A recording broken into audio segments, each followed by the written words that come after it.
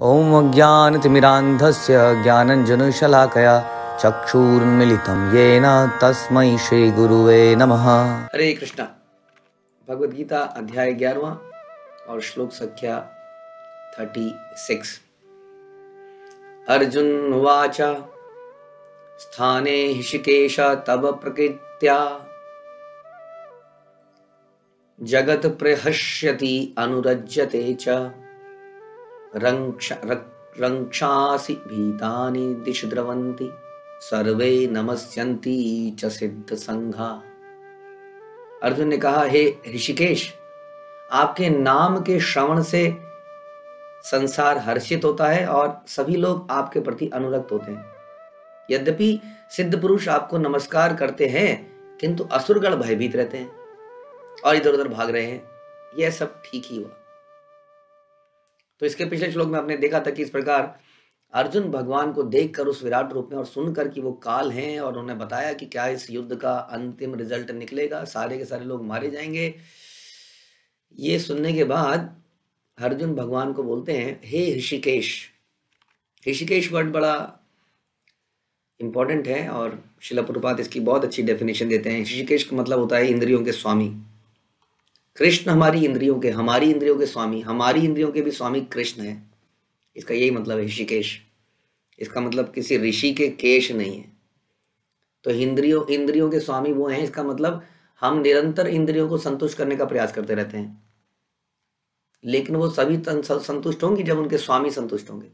तो जब हमारे स्वामी कृष्ण संतुष्ट हो जाएंगे तो हमारी सारी इंद्रियां संतुष्ट हो जाएंगी, जो कि हर बच्चा बड़ा, चाहे वो भक्त है चाहे नहीं है, सब यही प्रयास कर रहे हैं कि कैसे इंद्रियों को संतुष्ट किया जाए, और वो हो सकते हैं इंद्रियों के स्वामी को संतुष्ट करके।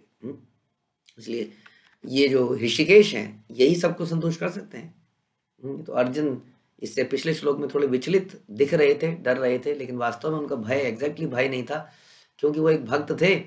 वो आश्चर्य में थे, ऐसा रूप उन्होंने देखा नहीं था, और तुरंत अपने आप को बैलेंस करते हैं इस श्लोक के अंदर, और बैलेंस करके इस श्लोक को बोलते हैं भगवान की ग्लोरी में।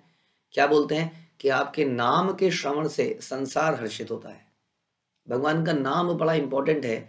नाम की महिमा पे अगर बोला जाए तो कई सारे क्लासेस कम पड़ जाएं।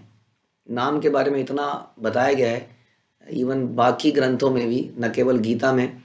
गीता में भगवान कहते हैं नाम यज्ञों में मैं जप यज्ञ हूँ। कई लोग संसार में यज्ञ यज्ञ यज्ञ बोलते हैं कि यज्ञ करना चाहिए। भगवान कहते हैं सारे यज्ञों में मैं जप यज्ञ हूँ। सबसे बड़ा यज्ञ नाम के जप का यज्ञ। हम रामायण में भी सुनते हैं कि कलयुग केवल नाम धारा, सुमिर सुमिर नर उतर ही पारा। कलयुग में केवल नाम का ही सहारा है। इसका स्मरण करके, इसका उच्चारण करके मनुष्य इस संसार के भवबंधन से पार हो सकता है। भगवान के नाम में और भगवान में कोई अंतर नहीं है, तभी तो भगवान के नाम के श्रवण से सारा संसार हर्षित होता है, अर्जुन कह रहे हैं, और सभी लोग उनसे अनुरक्त हो जाते हैं। जैसे कि संसार में अगर किसी का नाम नयन सुख है, हम सुनते थे एक एग्जाम्पल, आंख का अंधा नाम नयन सुख। अंधे व्यक्ति का नाम भी यहाँ पे नयन सुख हो सकता है, एक भिखारी का भी करोड़ी मल हो सकता है। तो यहाँ पर जो नाम है वो जरूरी नहीं है उस आदमी के नेचर के अनुसार हो, या वो आदमी से वो भिन्न है। अगर हम किसी का नाम पुकारते रहें यहाँ पर बैठ के और वो आदमी किसी दूसरी दुनिया में है, कहीं पर है, तो वो उपस्थित नहीं हो सकता, क्योंकि नाम में और आदमी में अंतर है, लेकिन भगवान में और भगवान के नाम में अंतर नहीं है। हाँ, भगवान के अनेक नाम हैं, उनके गुण के ऊपर, उनके रूप के ऊपर, उनके लीलाओं के ऊपर, उनके अवतारों के ऊपर उनके नाम पड़ जाते हैं। और कहते हैं कि जैसे ही भगवान का नाम लेते हैं वो तुरंत हमारी जिव्या के माध्यम से हमारे जिव्या में उपस्थित हो जाते हैं साक्षात। इसलिए शिष्टाष्टकम में श्लोक आता है कि भगवान ने अपने नामों में क्या डाल दी, सारी निज सर्व शक्ति। जितनी भी शक्तियां हैं भगवान की, वो भगवान ने कहाँ डाल दिए, अपने नाम में डाल दिए। नाम नामकारी बहुधा निज सर्व शक्ति। तो भगवान ने जितनी भी भगवान की शक्तियां हैं उनके नाम में वो हैं। और भी बहुत सारे ग्रंथों में हम नाम के बारे में सुनते हैं। खासतौर पे जो हरे कृष्ण महामंत्र है, इसका बहुत ज़्यादा जिक्र है।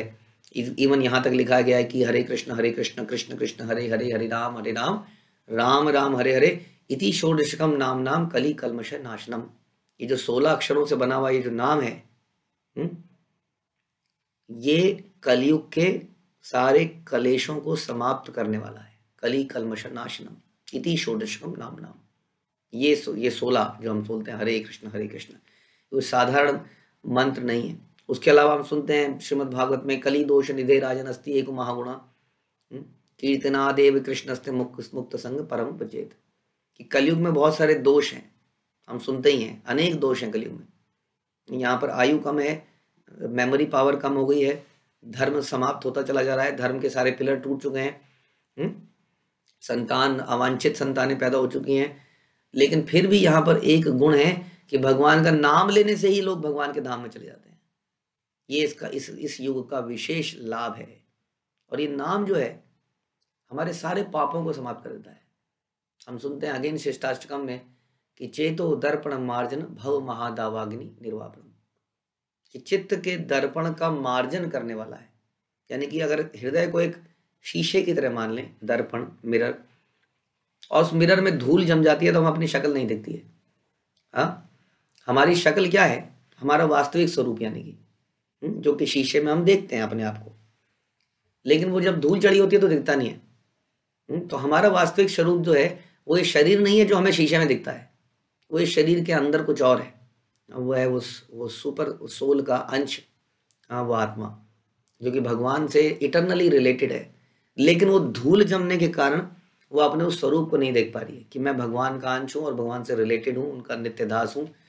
तो इस जो धूल को मिटाता है भगवान का ये नाम, इसलिए कहते हैं चेतो दर्पण मार्जन, चित्त के दर्पण का मार्जनम, उसकी सफाई करने वाला, और भव दावाग्नि निर्वापणम, कि संसार में जो अग्नि जली है, जिसमें हम जल रहे हैं निरंतर, बार बार पैदा हो रहे हैं, बार बार मर रहे हैं, इस अग्नि से बचाने वाला है। और ये क्या करता है? ये हमारे अमृत का वर्धन करता रहता है। धीरे धीरे इस नाम को जितना हम लेंगे उतना हमारा चित्त साफ होगा, जितना हमारा चित्त साफ होगा उसमें अपनी सेल्फ रियलाइजेशन बढ़ती जाएगी कि हम भगवान के अंश हैं, उतना आनंद बढ़ता जाएगा। आनंद प्रति प्रदम पूर्णामृत स्वादनम, ये आनंद को बढ़ाने वाला है और पूर्ण अमृत का स्वाद कराता है। ये नाम इसलिए इतना इंपॉर्टेंट है। इसलिए जो हम लोग नाम क्यों जपते हैं, हम इतने नाम क्यों जपते हैं, हम 16 माला क्यों करते हैं, जैसे प्रभुपाद ने बोला नाम की, वो भगवान का प्रेम प्राप्त करने के लिए करते हैं। नाम से पापों का नाश तो बिना सोचे समझे अपने आप ही हो जाता है, उसके लिए आपको प्रयास करने की जरूरत नहीं है। हाँ, पाप तो चले ही जाते हैं, लेकिन भगवान का प्रेम प्राप्त करने के लिए हम निरंतर नाम का जप करते हैं, और इससे धीरे धीरे हमारी अट्रैक्शन भगवान के प्रति बढ़ती है। हाँ, और संसार का इल्यूजन समाप्त होता है। नाम लेने से क्या होता है? भूत भाग जाता है दिमाग का, इल्यूजन समाप्त हो जाता है, विजन क्लियर हो जाता है, भगवान साक्षात दिखने लगते हैं, भगवान की लीलाएं समझ में आने लगती हैं, जीवन का पर्पस समझ में आने लगता है केवल नाम लेने से। बहुत सारी बीमारियां चली जाती हैं क्योंकि बहुत सारी बीमारियां केवल गलत आइडेंटिटी की वजह से हमें होती हैं, क्योंकि हमें बहुत सारा स्ट्रेस हो जाता है, हाइपरटेंशन, बहुत चीज़ हो जाती है because of lack of knowledge. और नॉलेज मिलती है नाम जपने से, केवल किताबें पढ़ने से नाम नॉलेज नहीं मिलती है। भगवान की यदि हम भक्ति करते हैं तो हमारा ज्ञान अपने आप बढ़ता है। और भक्ति करने का जो नवधा भक्ति में सर्वप्रथम जो हम सबसे मुख्य मानते हैं वो 2 चीज़ों को मानते हैं, श्रवणम और कीर्तनम। भगवान का श्रवण करना और कीर्तन करना। जब हम जप करते हैं तब हम श्रवण और कीर्तन दोनों करते हैं। हम मुंह से बोल के कीर्तन करते हैं भगवान के नामों का और सुनकर श्रवण करते हैं। तो श्रवण और कीर्तन केवल जप में ये दोनों चीज़ें हो जाती हैं। इसलिए जितना हम जप करेंगे उतनी नॉलेज अपने आप बढ़ेगी, उतनी रियलाइजेशन भगवान के बारे में बढ़ेगी, क्योंकि चित्त की धूल हटेगी। इसलिए हम बता रहे हैं अर्जुन कि आपके नाम के श्रवण से संसार हर्षित हो जाता है। वास्तव में खासतौर पर कलयुग में जब और कोई रास्ता नहीं है भगवान को प्राप्त करने का, बताया गया, भागवत बताती है कि ना तो यज्ञ बचा, क्योंकि यज्ञ तो बताया गया जी पहले के त्रेता के युग में था, ना ही मेडिटेशन ध्यान योग बचा जो कि सतयुग में था, ना ही भगवान की विग्रह सेवा ही टोटली बचा जो कि द्वापर में था। अब केवल एक ही रास्ता बचा है और जो कि बहुत ही सुगम है, अच्छे से परफॉर्म किया जा सकता है। उसका कोई नियम तक नहीं बनाया गया, लेकिन हमें अपराधों से बचते हुए नाम जप करना चाहिए। यानी कि 10 अपराध नाम में होने वाले, जिसको हम चर्चा कभी करेंगे। तो नाम के श्रवण से संसार हर्षित होता है और सभी लोग आपके प्रति अनुरक्त हो जाते हैं। यद्यपि सिद्ध पुरुष आपको नमस्कार करते हैं किंतु असुरगण भयभीत हैं। तो सिद्ध पुरुष आपको नमस्कार करते हैं, जैसे हमने पहले भी सुना, एक बिल्ली भी जो है अपने बच्चे को पकड़ती है तो बच्चा नहीं घबराता है। तो सिद्ध पुरुष सभी लोग आपके इस विराट रूप को देख के प्रसन्न है, लेकिन असुरगण भाग रहे हैं, भयभीत हैं, इधर उधर भाग रहे हैं। ये सब ठीक हुआ, ये बड़ा इंपॉर्टेंट है अर्जुन का ये कहना कि ये सब ठीक हुआ। श्रील प्रभुपाद बताते हैं कि इस युद्ध में सभी लोग मारे जाएंगे, अर्जुन के सारे रिलेटिव्स मारे जाएंगे इस युद्ध में। कौरवों के साइड में उसके अपने थे, अर्जुन इसलिए लड़ना नहीं चाह रहा था वास्तव में। लेकिन यहाँ पहली बार अर्जुन बोल रहा है, आपने जो अभी अनाउंसमेंट करी है ना भगवान कि ये सब लोग मारे जाएंगे, अब मुझे समझ में आ गया है ये सब ठीक ही है, क्योंकि भगवान जो करते हैं वो अच्छे के लिए करते हैं। हमारा फेथ उसके ऊपर होना चाहिए, हमारा विश्वास होना चाहिए। Sooner or later we come to realize that whatever god does, भगवान जो भी करते हैं वो अच्छा ही करते हैं। हमें कई बार समझ में नहीं आता है, कई बार हमारे जीवन में भयंकर दुख कष्ट आते हैं, और उन कष्टों से निकलने के बाद हमें कई बार बहुत बाद में रियलाइज होता है, अगर ये मेरे जीवन में कष्ट नहीं आते तो शायद मैं ये डिसीजन ना लेता, शायद मैं ये ना करती, शायद मैं वहां ना चली जाती। कई लोग बड़े बड़े कष्टों में भगवान के भक्तों के पास पहुंचे, भगवत गीता को पढ़ना स्टार्ट किया, इस्कॉन के मंदिरों में पहुंचे। तो मंदिर तक लाने के लिए कई बार भगवान को ऐसा करना पड़ जाता है, जैसे एक माता पिता बच्चे को स्कूल में कई बार जबरदस्ती भेजते हैं। तो भगवान भी, हमारे जो भगवान के स्कूल हैं, इस्कॉन के मंदिर जहाँ नित्य कथाएं होती हैं, कीर्तन होता है, वहाँ भेजने के लिए जबरदस्ती ऐसा कुछ करते हैं कि वो जाए। तो हमारे जीवन में कई बार ऐसी घटनाएं होती हैं जो हमें भगवान की तरफ मोड़ देती हैं। हमें बाद में समझ में आता है, पहले लगता है क्यों हुआ मेरे साथ ऐसा, बाद में लगता है नहीं, that was right thing to do. क्योंकि वैसे भी किसी की मृत्यु नहीं होती है। भगवान यही समझा रहे हैं इतने समय से कि जिनके लिए तुम शोक कर रहे हो उसके लिए शोक मत करो, वो मारे जा चुके हैं, पहले ही मारे जा चुके हैं। कम से कम तुम इस बात को समझो और मेरे लिए कार्य करो। यदि तुम मेरे लिए कार्य करोगे तो भवबंधन से मुक्त न केवल तुम होगे बल्कि तुम्हारे सारे पूर्वज भी मुक्त हो जाएंगे।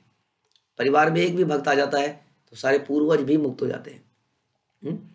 इसलिए जो भी भगवान कर रहे हैं उस पर पूर्ण विश्वास होना चाहिए, जैसा अर्जुन यहाँ कह रहे हैं कि असुरगण तो भयभीत रहेंगे ही, भगवान के भक्त समझेंगे इस चीज को। और हमेशा समझना चाहिए कि जो भी हमारे जीवन में या जो भी संसार में हो रहा है वो भगवान की प्लानिंग है, हम अपना कर्तव्य पूरा करें जैसा भगवान ने कहा है। तो यह सब ठीक ही हुआ। ये बड़ा मुश्किल है कहना, जबकि सारे रिलेटिव्स मारे जा चुके हैं, अभी भगवान ने अनाउंसमेंट भी कर दी कोई बचेगा नहीं तुम्हारे अलावा। फिर भी अर्जुन कह रहा है ये सब ठीक हो। इसका मतलब लगता है कि इसका मतलब अर्जुन जो थोड़ा से कंफ्यूज थे in the beginning of Bhagavad Gita, अब टोटली उनको क्लियर है कि भगवान जो कर रहे हैं सही कर रहे हैं। हरे कृष्णा। श्रील प्रभुपाद की जय। भगवद गीता की जय।